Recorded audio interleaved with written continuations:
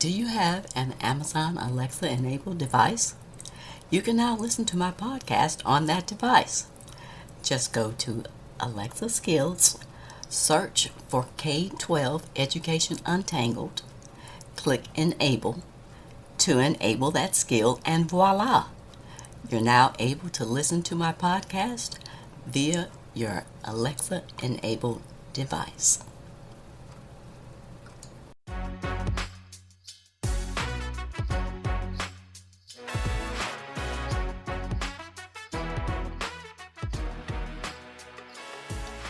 Welcome to another episode of K-12 Education Untangled. My name is Dr. Kim Fields, former corporate manager turned educational researcher and advocate, and I'm the host of this podcast. I got into this space after dealing with some frustrating interactions with school educators and administrators, as well as experiencing the micro-discriminations that I faced as an African-American mom raising my two kids who were in the public school system. I really wanted to understand how teachers were trained and what the research provided about the challenges of the public education system.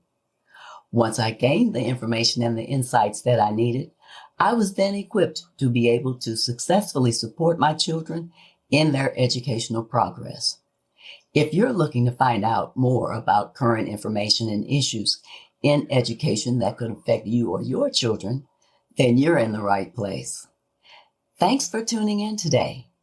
I know that staying informed about K-12 education trends and topics is important to you, so keep listening. On today's episode, I'll be discussing why book banning continues to be a contentious issue and why the number and types of books continue to be banned. I first addressed this issue of book banning in season 1 of my show, and I wanted to discuss the current state of this issue. I summarized one book each month that was listed on the banned book list for K-12 public education in the school year 2021 through 2022. You can listen to these episodes by searching for the keywords book review in the title of those episodes. It seems that book banning has escalated to a higher level with more stakeholders like librarians, publishers, and students getting involved in pushing back. What has happened with book banning since I last discussed it? And why does it continue to be so problematic? I delve into the latest updates on this issue and why it remains highly politicized on this episode. Let's get started. What types of books are continuously on the banned book list? Those that contain the topics of gender, sexuality, and racism, as expressed in books, tends to be the reason behind why many books are banned. There were over 300 picture books that were banned from the library and classroom shelves during the 2021-2022 school year. This affected the youngest readers, those that are in grades K through 3. Most of the frequently banned picture books were nonfiction, including stories about people that pushed for civil rights. Other books were fiction and included imagery of animals or babies. Most of the books, however, featured an LGBTQ character or protagonist of color. Some of these picture book titles include And Tango Makes Three, a true story about two male penguins in New York City's Central Park who took in a baby penguin with the help of a zookeeper. The Baby Tree, a book about a curious little boy who wants to know where babies come from and who asks that question of everyone he meets until his parents give him the answer. And another example of these picture books is Separate is Never Equal. Sylvia Mendez and her family's fight for Desegregation. This book tells the story of the Mendez family, whose daughter, Sylvia, was turned away from her neighborhood school and told to join a Mexican school instead, and their fight to end segregation in California schools 7 years before Brown versus Board of Education. These 3 examples illustrate how over the top book banning has become. Texas Governor Greg Abbott recently signed a bill that prohibits sexually explicit material in public school libraries and said that more work is needed from lawmakers on education-related legislation. Over the past couple of years, political debates have played out in Texas districts over whether certain books were appropriate for school libraries and the role of parents and how they should play a part in modern reading material. The new Texas law requires the Texas State Library and Archives Commission create mandatory standards for libraries, and this involves labeling books as, quote, sexually relevant, end quote, or, quote, sexually explicit, end quote. Books labeled sexually relevant could be available to students as long as they have parental approval. Books considered explicit could not be sold to districts and would need to be recalled if they were already in the K-12 public school libraries. An April 2023 report from the free speech organization PEN America found that in the first half of the 2022-2023 school year, book bans increased 28% compared to the 6 months before. 30% of the books were about race, racism, or featured characters of color. Texas is among the states with the most instances of book bans. Other states leading the charge on book bans are Florida, which serves as the epicenter these days, Missouri, Utah, and South Carolina. Time and again, the movement to ban books is driven by a vocal minority demanding censorship. Interestingly, over 70% of parents oppose book banning, yet the bans continue. Book censorship impacts a wide array of books, including books that portray violence and abuse at 44%, books that discuss the topic of health and well-being at 38%, and books that cover death and grief at 30%. In February of this year, the Duval County School District in Florida removed a book about Afro-Puerto Rican baseball legend Roberto Clemente from library shelves for review. The removal of the book made national news, and it was among more than 1 million titles the district said it was reviewing to adhere to Florida's laws restricting lessons on race and racism, gender and sexual identity, and requiring school librarians to review books and remove all inappropriate content. The book was allegedly under review because it contained references to the racism Clemente experienced.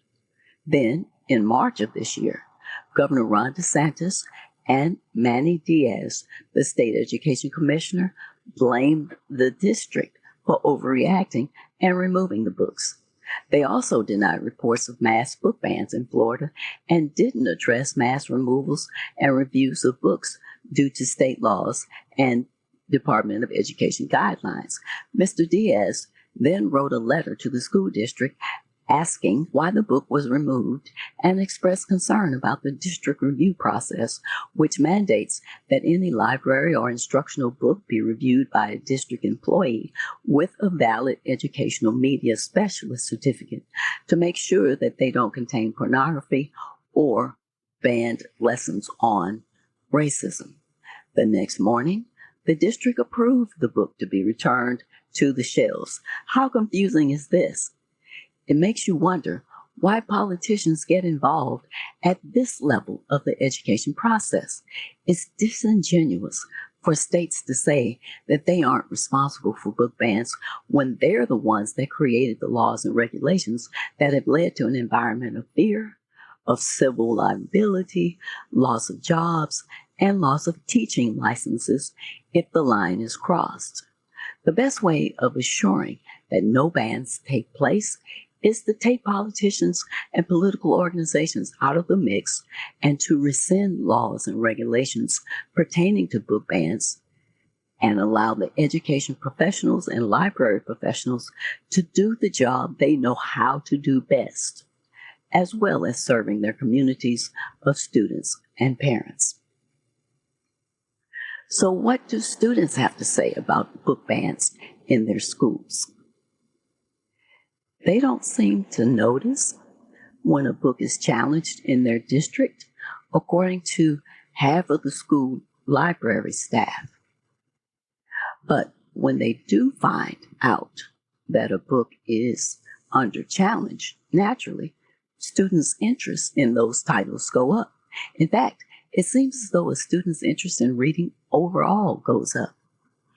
Some students seem to care about access to diverse books, particularly titles that represent their experiences. It's also worth noting that many parents and community members aren't informed about book challenges and book bans. When parents or students are notified about a challenge to a particular book, and the parent or student has concerns about that book, having conversations with library personnel usually resolves these concerns. Parents and students who are willing to discuss books with librarians rarely challenge those books. Sometimes students lead the fight to reverse book bans. One such protest in Central York School District led to a reversal of a book ban that disallowed books about diverse characters. The protest in Central York was among at least a dozen examples nationwide of students organizing to resist book bans in recent years, since the restrictions on the books housed in school libraries and classrooms has spread across the country. The student resistance may be small, but it is a growing trend as districts continue to limit students' access to books and other materials that have drawn parent and community objections. In districts where students have put up and organized resistance, they injected momentum into the efforts to oppose book bans. Sometimes they were successful, and sometimes they weren't. In any case, the public and the community seem to really listen when students speak out. Well, the authors of one of the most banned picture books in the country, And Tango Makes Three, for grades K through 3, filed a lawsuit in federal court in June of this year. The lawsuit argues that the Lake County School District banned the book because it contains LGBTQ characters, citing Florida's parental rights and education law. The authors and students argue that restricting younger students' access to the book violates the First and 14th Amendments, according to the lawsuit. The authors and students are also suing the State Board of Education and the state's Commissioner of Education, Manny Diaz, for enforcing the state law. The lawsuit asks for a preliminary injunction requiring the Lake County District to restore students' access to the book across grade levels before the first day of school. The lawsuit also seeks permanent injunction prohibiting the State Board of Education and Commissioner from enforcing state law to require the removal or restriction of library books. Further, one of the nation's largest publishers, 5 authors of banned books, 2 parents, and a free speech advocacy group indicated that a Florida school district violated their constitutional rights by restricting students' access to more than 100 books in the midst of a nationwide movement to ban books. This is the first coalition to bring together authors, a publisher, and that publisher is Penguin Random House, and parents against the district, all parties who sued the Escambia County Public Schools and School Board in federal court. The publisher is suing because the book bans restrict their ability to freely publish and sell books, according to the lawsuit. The plaintiffs are asking for all removed and restricted books to be made accessible to all students. Escambia County's book bans started with the teacher, Vicki Baggett, challenging more than 100 titles, including Out of Darkness by Ashley Hope Perez, a book that I thoroughly enjoyed and discussed on an episode in season 1. The teacher also objected to Ann Tango Makes 3, the picture book for K-3 grades. To date, Escambia County Board has rejected none of Baggett's challenges, the lawsuit asserts. Here's an interesting use of AI technology in schools pertaining to book banning. An Iowa school district used artificial intelligence to determine which books to remove from school libraries in an attempt to comply with the state law that bans library materials that includes depictions of sex. Using ChatGPT, an assistant superintendent entered a list of about 50 commonly banned books across Mason City schools in Iowa and asked the tool to determine which books contained depictions of sex acts. Mason City School Superintendent Pat Hamilton stated that the district had never banned books before or even received challenges from parents. He indicated that the Iowa law puts districts in a difficult position of having to comply with the new requirements, even if they don't believe they need to remove any books from school libraries. The Iowa law bans lessons about sexual orientation and gender identity for grades K through 6, mandates administrators to inform parents if students ask to use pronouns or names that do not align with their gender assignment at birth, and requires that all library materials are, quote, age appropriate, end quote. It might have been more prudent for the district to have followed their book banning policy and consulted with librarians and educators instead of relying on AI or websites such as booklooks.org, which is a website run by parents who review books to confirm if the book includes depictions of sex acts. Using ChatGPT for this purpose simply amounts to censorship, just using a different medium. Some people are taking extreme measures in the fight for book censorship.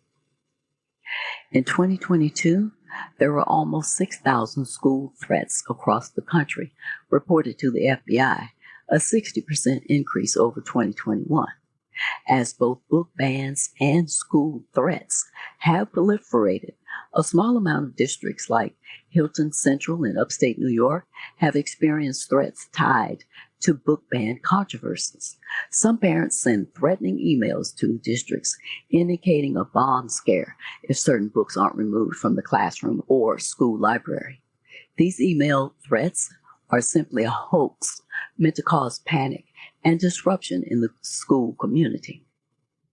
The common trait among these emails is the use of overseas email addresses and routing the messages through overseas servers, all to conceal identity. Fortunately, no credible threats have been identified. These kinds of threats are called squatting, which means a false threat of violence, such as a school shooter or bomb threat intended to cause disruptions. The FBI takes squatting very seriously because these threats put innocent people at risk and cause significant fear in the community. While book bans have escalated steadily nationwide, most of the bans and challenges are not accompanied by threats. The American Library Association, however, is seeing social media webinars regularly against librarians, teachers, and citizens who speak up against censorship. It's ironic that threatening a bomb scare at a school for elementary students and middle school students is acceptable, but to protect them from the supposed harms of reading diverse materials is unacceptable. These threats seem to be consistent with only a small minority of extremists. The impact of these attempts to censor books and sections of American society has been seen for decades and will probably do irreparable harm. No one is intentionally putting pornography in libraries, and politicians are seeking a solution to a problem that doesn't really exist at the expense of taxpayers. On the bright side, the book banning trend may be slowing down. In June of this year, Illinois became the first state to pass legislation effectively ending book bans in the state. The politicizing of book bans has reached all the way to the White House. Also in June of this year, President Biden announced the Department of Education's Office for Civil Rights would appoint a new coordinator to address the growing threat that book bans pose for the civil rights of students. Here are some action steps you can take regarding this topic. The main action you can take is to stay informed about the books that are on your children's reading list. Be aware of what books are on the banned book list for the current school year. It's time to form connections with librarians and other parents. The librarians will be able to assist you because they're aware of the books that are on the banned book list. Forming collaborations with other parents, even creating a parent advocacy group, will help give voice to your position about the necessity for diversity in reading materials for your children. You should speak up against the banning of books that pertain to diverse characters, race, and racism, as well as those written by authors of color. You should also plan to attend school board meetings, especially if the topic of book challenges is on the agenda. This is where the power of being one of the parent advocates against book banning is most powerful. If you're unable to attend the school board meeting, recruit another parent advocate in your network to attend the meeting. Communication is key. Making your voice heard is the only way to reduce the number of book challenges and book bans each year.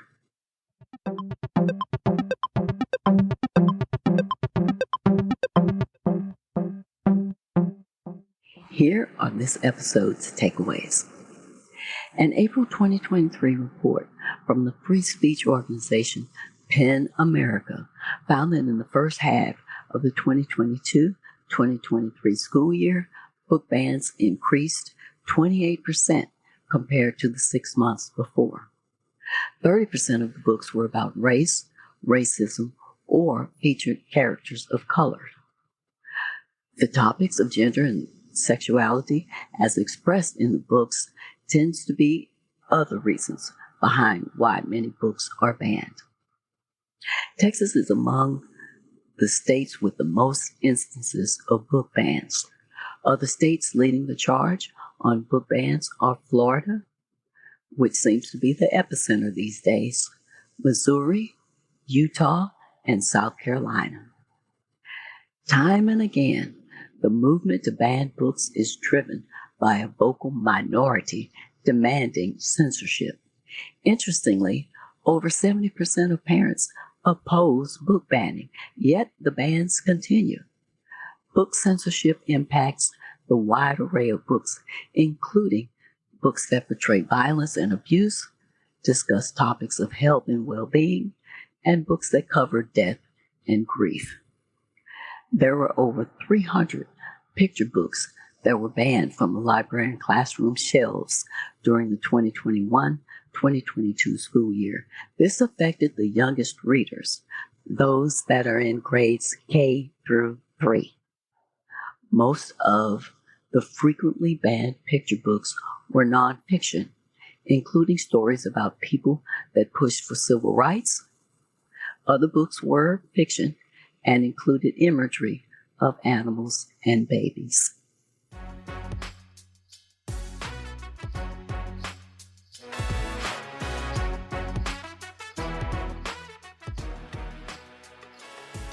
If this is the type of subject matter and discussion that resonates with you, please follow my podcast on whatever service you're listening to this. Also, I'd love to hear from you, so please leave me a rating, a review, or a comment on Apple or Podchaser. If you like this podcast, the best way to support me and help me grow it is by leaving a review. This helps my rankings and entices other people to listen to the show. And share this episode with anyone that you think would find it valuable. Be sure to tell your friends, family, and community about my podcast. Additionally, connect with me on Instagram and Facebook with the handle Kim J. Fields. Thanks for listening today. I hope you'll come back for more K-12 educational discussions with even more exciting topics to untangle. And be sure to stay tuned. On the next episode, I'll be discussing micro-learning and nano-learning. Until next time, aim to learn something new every day.